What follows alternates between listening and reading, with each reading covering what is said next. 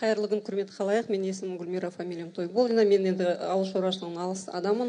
Бірақ та мен өз пікірімді білдіргім келеді. Мамандығым журналист. 2003 жылы осы жер кодекс қабылданған кезде жалға беріледі деп бірінші сөз болған кезде халық наразы болған. Жалпы осы жер кодексіне халық сол кезден бері наразылығын танытып келе жатыр, бірақ енді ол ескеріліп келе жатқан жоқ.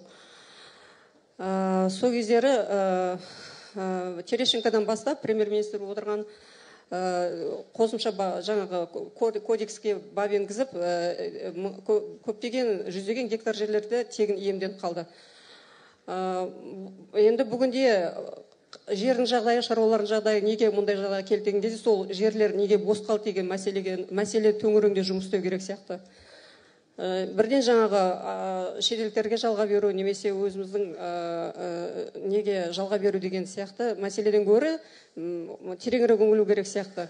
Оның кейін осы жер кодекс қабылданған кезде премьер-министр болып тұрған Иманғали Тасмағамбетов айтқан болатын, біз жерді жалға берген кезде біз байимыз, бюджетке ақша түседі деген. Біз осы жөнінде журналист ретінде мен юстиция ол кезде Валиева оған запрос жасағанбыз, қанша жер тіркелді, кімнің атында, қанша пайда түсіп жатыр деп. Осы уақытқа дейін біз осыдан хабарсыз, бүкіл Қазақстан халқы хабарсыз.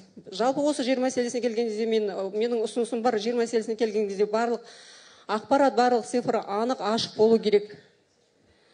Және мынаған назар аударғым келеді, айтады, шетелдіктердің көп айтады, сіздердің жерлеріңіз үлкен, халықтарыңыз аз деп. Бірақ біздің жеріміздің 30% ғана халықтың тұруына жарамды. Қалған жері шөл-шөлейт, жаңағы таулы орман деген сияқты. Бұнда ескерген дұрыс деп ойлаймын. Сонан кейін тағы бір ескеретін мәселе, қазақтың жеріне келген кезде, бір кезде бұны Ахмет Байтұрсынов айтып кеткен, біздің қазақтың жері егіншілікке емес, негізінен мал жайына арналған. Мұны Ресейдің ғалымдары анықтаған. Яғни тың игеру кезінде жер эрозияға ұшырап, 70% айналымнан шығып қалған. Сондықтан мұнда ескергендері жөнде ойлаймын, бұдан былай өйткені түбірмен айтып келген кезде ғылыми дәлелденген мониторинг жасалыну керек. Жердің кімдікі екені анықталу керек. Сосын кейін аренда емес, сатып алу емес, халыққа жер тегін таратылу керек. Өйткені мемлекет оған бақылау жасау керек. Халыққа егер көрсетсеңіз, мынау сенікі десең, халық өзіне керегін өзі ұқсатып алады, бұған сенімдеріңізге болады. Сондықтан енді тағы кешіріңіздер, мен кішкене қобалжып тұрмын. Тағы бір мәселе, совместный предприятияларға жалға беру деген кезде, осыдан 5 жыл бұрын біз Үржарға бардық. Совместный предприятие Қытаймен екі арада жаңағы жерді соя егіп жатқан жерге бардық. Журналист ретінде, басқа бір телеканалдың жігіттері бар.